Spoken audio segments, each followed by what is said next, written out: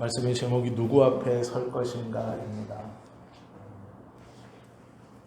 국감이 끝났습니다. 이제 국정감사가 언론에 한참 나왔습니다.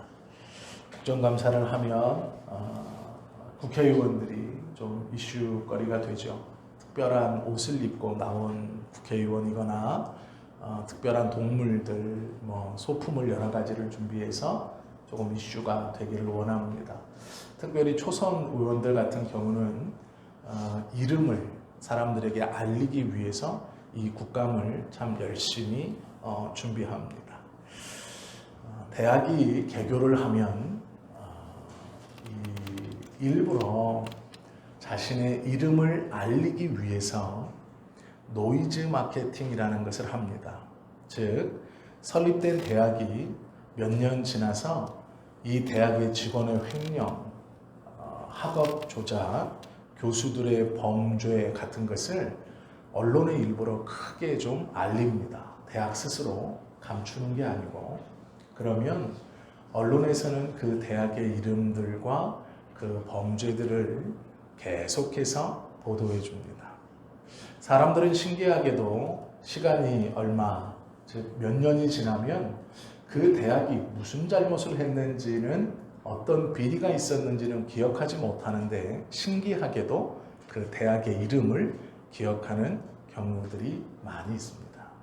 이것을 노리고 하는 것이 노이즈 마케팅입니다. 즉, 좋은 일이나 좋지 않은 일이나 사람들에게 이름을 각인시키는 것이 우선이기 때문에 좋은 소식이든 그렇지 않은 소식이든 많은 사람들의 입에 오르내리는 것을 원하는 것이죠. 제가 앞에 말씀드린 정치인들도 마찬가지입니다. 인지도와 지지도를 위해서 그들이 좋은 모습이건 나쁜 모습이건 언론에 이름들이 계속 오르내려야 합니다. 그래야 수많은 사람들, 즉 국회의원이 되고 싶어 하는 수많은 사람들 중 사람들의 머릿속에, 즉 청중과 대중들의 머릿속에 자신의 이름이 기억되기 때문입니다. 좋은 것이건 나쁜 것이건 정치인은 하루에 한 번 언론에 이름이 나오면 좋다라는 말이 있을 정도입니다. 정치인만 그러느냐, 대학들만 그러느냐, 그렇지 않습니다.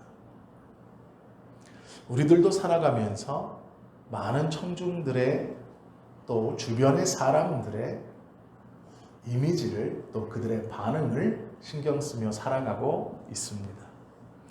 내가 좋은 사람으로 비치기를 원하지만 어떤 사람은 좋은 것이건 나쁜 것이건 사람들이 나에게 관심을 가져주고 내 글에 반응을 보여주고 욕을 하든 칭찬을 하든 내가 쓴 글이 많은 이들의 입에 오르내리는 것을 원하며 또 그렇게 하려고 노력하는 사람들이 많이 있습니다. 우리도 조금 자제하고 자제하지 못하고의 차이가 있을 뿐이지 다른 사람들의 눈을 신경 쓰면서 살아가고 있습니다. 제가 아는 지인은 차를 중고로 구입했습니다. 너무 좋은 차를 잘 샀습니다. 그런데 문제는 이게 일제였습니다. 한 달이 지났는데 아주 친한 선배가 지금 시대가 어느 때인데 일본 차를 타고 있느냐 그러면서 이제 은어를 썼죠. 뭐라고 하는 은어를 썼습니다. 이 친구가 그 말을 듣고 그 차를 팔아버렸어요. 산지 한 달 만에 그 차를 처분했습니다. 그리고 다른 차를 샀어요. 급이 좀 낮은. 왜 그랬냐고 물어보니까 그 선배가 왜 지금 시국에 일제차를 타느냐 하니까 신경이 쓰인다는 거예요. 그게 듣기 좋지 않다는 거예요. 그렇다고 차를 팔아? 자기는 그게 되게 힘들다는 거예요. 그렇구나. 차이는 있을지 모르지만 듣기 좋은 말을 해주는 사람이 많이 있으면 참 좋은 것이죠. 그러나 어떤 사람은요, 자신에게 싫은 말일지라도 관심을 가져주는 것을 굉장히 좋아하는 사람들이 있습니다. 우리도 누군가의 눈을 끊임없이 신경 쓰고 살아갑니다. 내 모습을 내가 만족하고 평안하게 여기는 것이 아니라 다른 사람이 나를 어떻게 볼까를 신경 쓰며 살아갑니다. 특별히 나에게 영향력이 있는 사람의 한마디나 눈총이라면 더 그럴 것입니다. 베드로는 오늘 자신의 두 번째 편지 중간에 하나님을 믿는 사람들이 누구를 신경 쓰며 살아가야 하는가에 대해서 짧은 말로 권면하고 있는 것이 오늘 3장 14절의 말씀입니다. 연예인들만 사람들을 신경 쓰며 사는 것이 아니고 정치인들만 사람들을 신경 쓰며 사는 것이 아닙니다. 우리들도 알게 모르게 가깝건 멀건 누군가를 계속 신경 쓰고 그들에게 어떻게 보일까를 고민하며 살아가죠. 그런데 문제는 누구를 신경 쓰며 살아가느냐는 매우 중요합니다. 어떤 이의 시선이 우리에게 가장 큰 영향력이 있는가는 매우 중요한 것입니다. 베드로는 믿음의 사람들에게 이렇게 권면합니다. 그러므로 사랑하는 자들아, 너희가 이것을 바라보나니 주 앞에서 점도 없고 흠도 없이 평강 가운데 나타나기를 힘쓰라. 베드로는 하나님을 믿는 사람들에게 주님 앞에서, 즉 주님을 신경 쓰고 살아라 라고 말합니다. 우리 주변에 무수히 바라보는 많은 사람들의 눈동자보다 우리 눈에는 직접 보이지 않는 그 주님을 신경 쓰며 사는 것이 믿음의 사람의 모습이다 라고 말하고 있는 것이죠. 베드로는 3장 14절 앞에서 새 하늘과 새 땅에 대해서 성도들에게 막 설명해 줍니다. 새 하늘과 새 땅은 이러이러한 나라입니다. 우리는 그 나라에 대한 소망을 가지고 있습니다. 그 나라에 대한 소망을 가지고 있는 사람은 주 앞에서 살아가야 합니다. 이렇게 권면하고 있는 것이죠. 우리가 다 아시는 말씀 코람데오라는 것이죠. 신정의식이라고 조금 어려운 말로 이야기도 합니다. 주님 앞에서, 하나님 앞에서 어떻게 살아가야 하는가? 너희는 항상 주의해보라 라고 권면하고 있는 것이죠. 그러면 하나님 앞에서 살아가는 사람은 어떠한 삶의 특징이 나타나는지를 우리가 좀 짧게 보려고 합니다. 먼저는 하나님 앞에 살면 정결한 삶을 살 수 있습니다. 동양에서는 신독이라고 해서 혼자 있을 때 몸가짐을 바르게 하여라 라고 가르칩니다. 은밀한 곳에 혼자 있을 때 참 유혹이 많습니다. 그때 너의 몸가짐을 바르게 하는 것, 이것을 신독이라고 합니다. 그리고 많은 선비들은 이 신독을 유지하기 위해 많은 노력을 했습니다. 혼자 있을 때 이루어지는, 보는 사람이 없을 때, 비밀이 보장될 때 많은 유혹과 또 많은 실수들을 은밀하게 이루어지는 경우를 우리가 종종 봅니다. 그러나 우리는 모두 알고 있죠. 은밀히 혼자 있을 수 있는 공간은 아무것도 없습니다. 성경은 명철하신 눈으로 모든 것을 바라보시는 하나님에 대해서 이야기하고 있기 때문에 그렇습니다. 주변에 많은 사람들의 눈을 신경 쓸 필요는 없습니다. 그러나 유일한 청중이신 하나님을 마땅히 믿는 자는 신경 쓰고 살아야 합니다. 그렇다면 혼자 있다라고 생각하는 그 순간에도 정결함을 잃지 않을 것입니다. 성경에 요셉이 그랬습니다. 큰 저택에, 큰 방 안에, 아무도 없는 그곳에서 그 큰 저택의 안주인이 요셉의 옷을 붙들고 유혹했습니다. 아무도 없다. 내가 너를 사모하니 나와 함께 침소에 들자. 그때 요셉이 말합니다. 아무도 없지 않습니다. 하나님 앞에 어찌 내가 이 큰 악을 행하겠습니까? 요셉은 하나님 앞에 아무도 없다라고 말하는 그 여인의 눈에는 요셉과 단 둘이만 있었고 아무도 보는 사람이 없었지만 믿음을 가지고 있었던 요셉의 눈에는 그 여인이 보지 못하는 하나님과 함께 있다라는 하나님을 의식하는 삶이 요셉의 삶에 배어 있었습니다.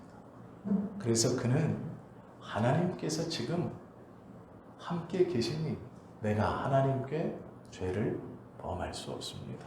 라고 하며 그 유혹을 거절합니다. 혼자 있을 때, 그때는 오히려 하나님 앞에 온전히 서 있을 때라는 것을 꼭 기억하십시오. 시편 139편 2절에서 4절 말씀을 보면 이렇게 기록되어 있습니다. 주께서 내가 앉고 일어섬을 아시고 멀리서도 나의 생각을 밝히 아시오며 나의 모든 길과 내가 눕는 것을 살펴보셨으므로 나의 모든 행위를 익히 아시오니 여호와여 내 혀의 말을 알지 못하시는 것이 하나도 없으시니이다 라고 말씀하죠. 하나님께서 우리의 입술의 말과 생각뿐 아니라 내가 앉고 눕고 일어서는 모든 것을 알고 계신다 라고 고백합니다. 주님이 혹여 멀리 계셔도 나의 생각을 통촉, 즉 다 알고 계시니 어느 것도 숨길 수 없다 말하죠. 요셉이 그 안주인에게 이 큰 악을 행하여 하나님께 범죄할 수 없습니다 라고 말했던 이 의식은 요셉의 삶을 정결함으로 이끌었습니다. 이 유혹을 받을 때 요셉은 노예였습니다. 그 유혹하는 자는 그 자신의 노예의 신분을 능히 해방시켜 줄 수 있는 돈이 많은 자신의 주인이었습니다. 그 여인의 그 부탁을 잘 들어주면 어쩌면 노예의 신분에서 해방되어 고향으로 돌아갈 여비를 가지고 고향으로 갈지도 모르는 일입니다. 그러나 요셉은 그 여인의 유혹을 거절합니다. 자신의 삶의 정결함을 유지하죠. 어떻게 그럴 수 있습니까? 하나님이 함께 하신다라는 생각 때문입니다. 하나님 앞에 살면 두 번째로 용기를 얻을 수 있습니다. 얻는 것뿐만 아니라 용기 있게 살아갈 수 있습니다. 찰스 고든이라는 영국의 장군이 있었습니다. 나중에는 목회자가 되는데요. 이 사람이 자신들의 참모들을 불러놓고 이렇게 말합니다. 내가 인생을 살아보니 살아가면 살아갈수록 난파당하지 않기 위해서는 북극성을 잘 보고 배를 인도해야 하는 것을 깨달았다. 아마 해군 제독이었던 것 같습니다. 더 쉬운 말로 말하면 여러분, 우리의 인생을 한 분 하나님께만 맡기는 것이 필요하다는 사실을 더 많이 느끼게 됩니다. 그리고 결코 사람들의 호의나 미소에 주목해서는 안 된다는 것을 깨달았습니다. 하나님이 나에게 미소 짓고 계시다면 사람들의 미소나 찡그림에는 상관할 필요가 없기 때문입니다. 라고 자신이 퇴임하는 날 많은 부하들을 모아놓고 했던 마지막 인사말입니다. 배가 좌초되지 않기 위해서 북극성을 보고 방향을 잘 잡듯이 하나님을 기준으로 삼고 우리의 삶을 살아간다면 사람들의 미소나 찡그림이 그렇게 중요한 것이 아니다라는 말입니다. 이 찰스 고든과 친했던 신학자이자 철학자인 존 보나르라는 사람이 그의 수기에서 이 고든을 이야기하며 이렇게 평가했습니다. 나는 항상 나를 놀라게 하는 믿음의 사람이 있다. 그는 고든이다. 그는 하나님과 하나됨이 무엇인지를 삶으로 보여주고 하나님만을 바라보고 따라가는 것이 어떠한 삶인지 나에게 온 삶으로 그토록 분명히 증거한 사람은 많지 않았다 라고 그를 평가했습니다. 좋은 말일 수 있겠지만 가만히 보십시오. 입에 바른 말일 수 있겠지만 한 사람이 삶으로 하나님과 동행하며 하나님의 뜻만을 온전히 증거하며 산다는 것, 그것은 결코 쉬운 일이 아닙니다. 많은 유혹이 있었을 것이지만 하나님을 붙들고 있을 때 그들은 용기를 낼 수 있는 것이죠. 성경에 보면 하나님을 붙들어 정결한 삶을 유지할 수 있었던 요셉처럼 하나님을 붙들고 하나님 앞에서 살아가는 그 의식으로 인하여 용기를 내었던 사람들이 등장합니다. 여호수아와 갈렙이 그들입니다. 12명의 정탐꾼을 가나안 지역에 보내어 40일 동안 정탐하게 합니다. 그리고 모든 정탐이 끝난 후 그들은 다시 이스라엘의 진중으로 돌아오죠. 그런데 문제는 돌아온 정탐꾼 중 10명이 우리는 메뚜기처럼 될 것입니다. 그들은 크고 강성합니다. 그들의 성벽은 높고 두텁습니다. 우리는 결코 그들을 이길 수 없을 것입니다. 라고 이야기합니다. 여호수아와 갈렙만이 똑같은 것을 보고 똑같은 것을 경험하고 똑같은 것을 느꼈지만 이 둘의 대답은 전혀 다릅니다. 자신의 눈에 보이는 성벽이 그들의 희망을 끊을 수 없었습니다. 그들의 눈에 보였던 가나안 백성들의 강성함이 그들의 의기를 꺾지 못했습니다. 그들의 용기를 몰아내지 못했습니다. 이유는 한 가지입니다. 하나님이 우리와 함께 하시면 우리는 저들을 능히 이길 수 있을 것이다. 저들은 우리의 밥이다 라고 표현하는 것이죠. 이 용기가 어디서 나왔겠습니까? 12명 모두 똑같은 성벽을 보았습니다. 똑같이 강인한 가나안의 군인들을 보았습니다. 그들은 모두 자신들의 상황이 어떤지 너무나 잘 알고 있는 똑똑한 사람들입니다. 그러나 10명과 2명은 완전히 반대의 평가를 내립니다. 그리고 그 평가보다 더 한 발 앞서 2명은 지금 바로 전쟁을 하자라고 말합니다. 이길 수 있다라고 장담합니다. 이유는 하나이죠. 그렇게 용기를 내서 자신의 삶을 온전히 맞춰갈 수 있었던 이유는 하나님께서 함께 하신다라는 것 때문입니다. 주님이 보고 계신다라는 것 때문입니다. 하나님이 나와 함께 하시니 그분은 그분의 언약을 스스로 이루실 것이다 라는 확신입니다. 요셉은 하나님이 함께 하신다라는 것으로 그의 삶의 정결함을 지켰고, 여호수아와 갈렙은 하나님이 함께 하신다라는 그 하나님 앞에서 고람대오의 마음으로 용기를 잃지 않을 수 있었습니다. 그리고 그 고백대로 가나안 땅을 점령하여 그 땅에 들어가 하나님의 안식을 누립니다. 어부였던 베드로 또한 예수님을 따라다니며 의기양양하고 자신의 성격대로 와일드하게 주님을 믿었고 말을 함부로 내뱉기도 했지만 너무도 놀라운 고백들을 했던 베드로. 예수님께서 이제 내가 십자가에 달려 죽을 것이다 라고 말했을 때 그럴 수 없다라고 말했대. 모든 제자가 당신을 떠나도 나는 당신을 절대로 떠나지 않겠습니다 라고 장담했던 베드로. 예수님이 잡히시던 그날 저녁 자신의 단도를 빼어 종의 귀를 쳐서 떨어뜨릴 만큼 와일드하고 예수님을 지키겠다고 굳게 다짐했던 베드로.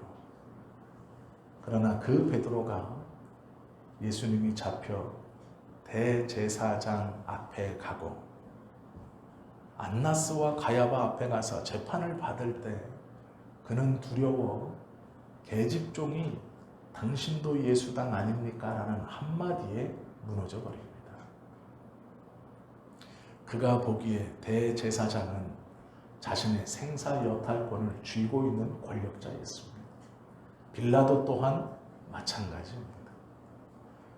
그들 앞에 그리스도가 끌려가 재판을 받을 때 혹여 같은 일행으로 묶여 자신도 그 죽음 앞에 설까 두려워 예수님을 부인하고 도망쳤었습니다. 그가 성령을 체험하고 하나님께서 나와 함께 하신다라는 확신을 가지고 믿음의 삶을 살기 시작한 지 얼마 되지 않아 자신이 보기에 그렇게 큰 권력자였던 제사장이 그를 잡아갑니다.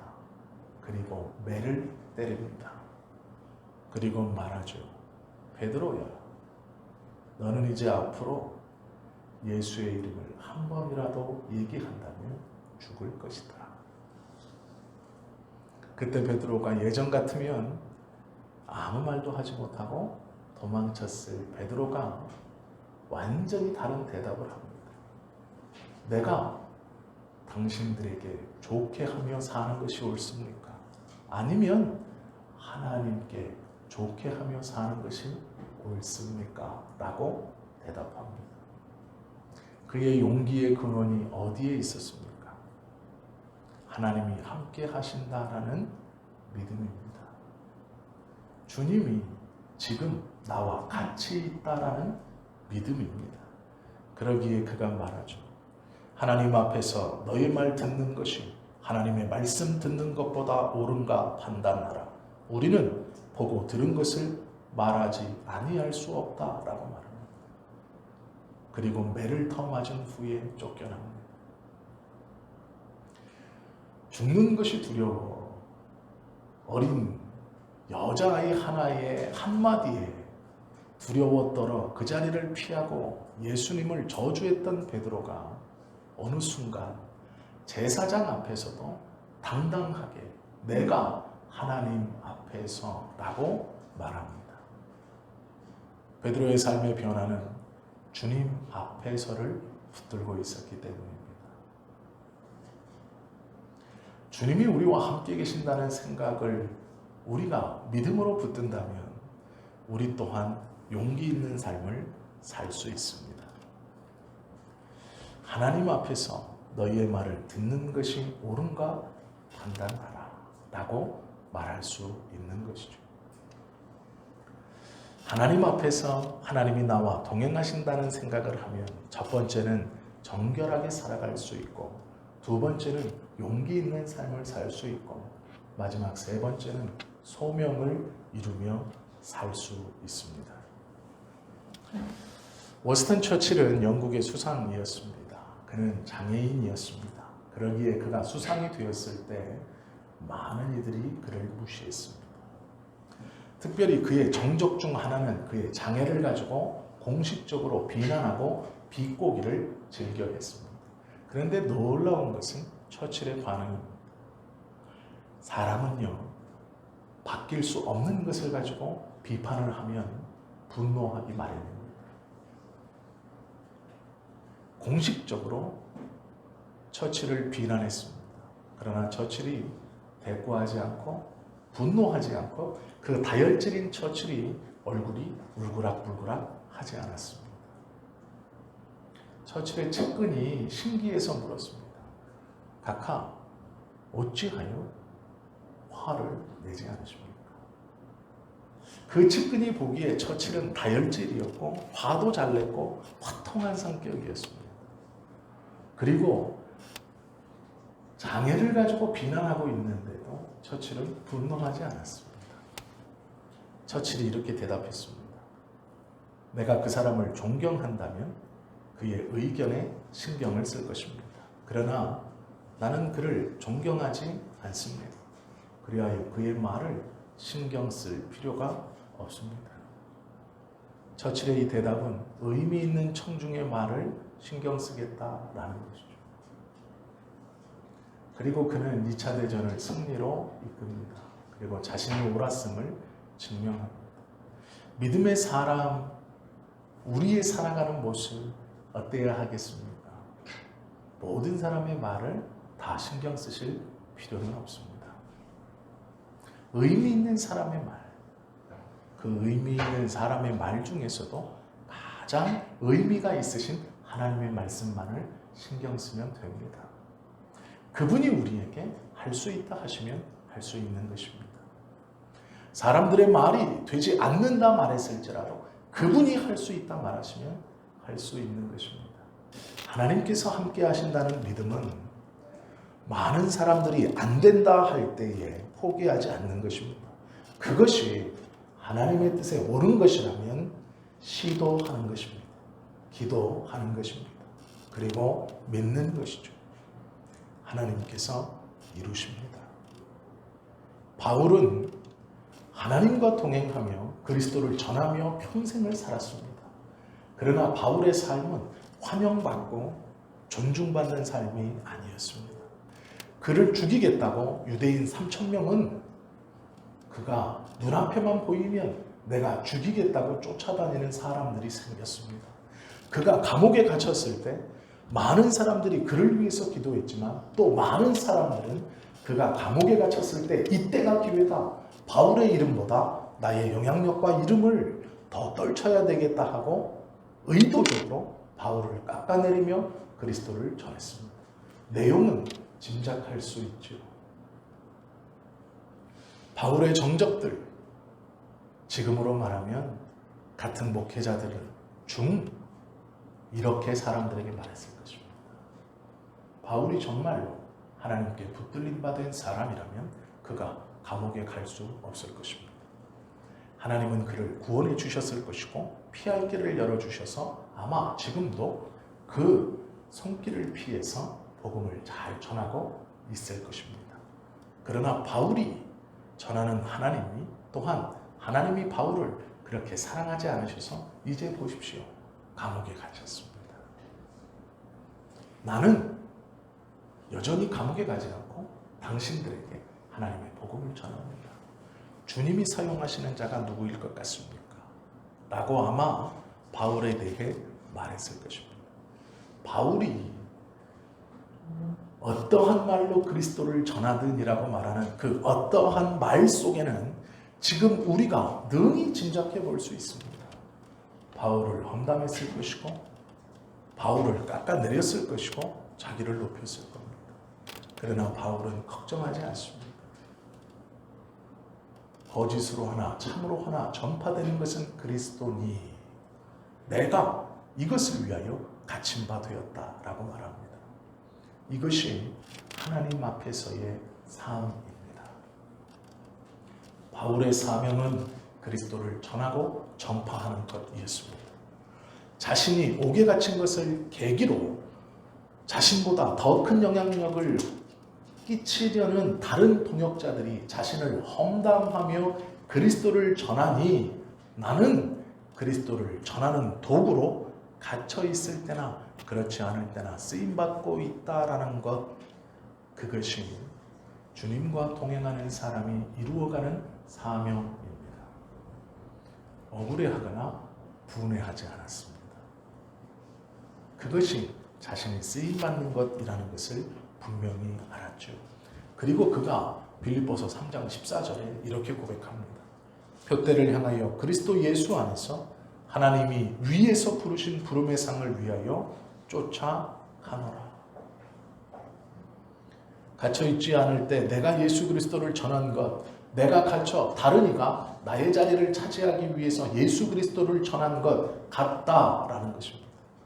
나는 예수 그리스도를 전하기 위한 도구로 선택을 받았고 하나님이 그것 때문에 나를 사용하여 주시니 내가 갇혀 나를 시기하여 다른 이가 나의 자리를 차지하기 위하여 전하고 있는 예수 그리스도, 그 예수님만이 전파된다면 상관없다라는 것이 사명자의 삶입니다. 저와 여러분은 하나님을 믿고 있습니다. 하나님과 동행한다는 확신이 있다면 우리는 혼자 있을 때 우리의 정결함을 지킬 수 있을 것입니다. 또한 용기 있는 삶을 사실 수 있을 것입니다. 그리고 하나님의 사명을 이루며 살아가실 수 있을 것입니다. 사람의 눈을 신경 쓰기를 좋아하는 삶이 아니라 오로지 한 분 청중이신 언제나 나를 지켜보시고 나와 함께 하시는 하나님과 동행하고 그분이 내 앞에 있다는 확신을 믿음으로 붙들고 살아간다면 요셉처럼 베드로처럼 바울처럼 우리도 살아갈 수 있을 것입니다. 하나님께서 원하시는 믿는 자의 삶은 그런 것입니다. 내가 너와 함께 하겠다라는 말씀은 우리가 이루고 싶은 것을 이루기 위하여 내가 도와주겠다라는 말씀만이 아닙니다. 내가 너와 함께 하겠다라는 말씀은 네가 나와 동행하는 그 바른 모습으로 살아라 하는 것입니다. 나와 동행하시는 하나님, 이것을 채워주시고 저것을 허락해 주십시오. 나쁜 것은 아니지만 하나님이 왜 우리와 동행하시는가를 모르고 기도하는 어쩌면 좀 부족한 기도일지 모릅니다. 내가 너와 함께 하겠다라는 말씀은 정결하게 살 수 있다. 용기 있게 살 수 있다. 사명을 이루며 살 수 있다라고 말씀해 주시는 하나님의 응원일지 모릅니다. 아니, 그것이 확실할 것입니다. 정결하지 못한 삶을 살아가신다면, 용기 없는 삶을 살아가신다면, 하나님의 사명이 무엇인지 모르고 살아가신다. 가장 먼저는 하나님이 나와 함께 하신다는 확신을 믿음으로 붙드는 것에서 출발할 것입니다. 오늘 베드로는 그의 두 번째 편지에서 사랑하는 성도들에게 권면합니다. 너희가 이것을 바라보나니 주 앞에서 점도 없고 흠도 없이 평강 가운데서 나타나기를 힘쓰라 말하죠. 힘쓰라. 세상 사람들은 사람들을 신경 쓰며 두 가지 모습 중 하나로 나타납니다. 사람들의 모습에 지쳐 개인주의에 빠집니다. 네가 무슨 상관인데, 내 인생 내 멋대로 살면 어때?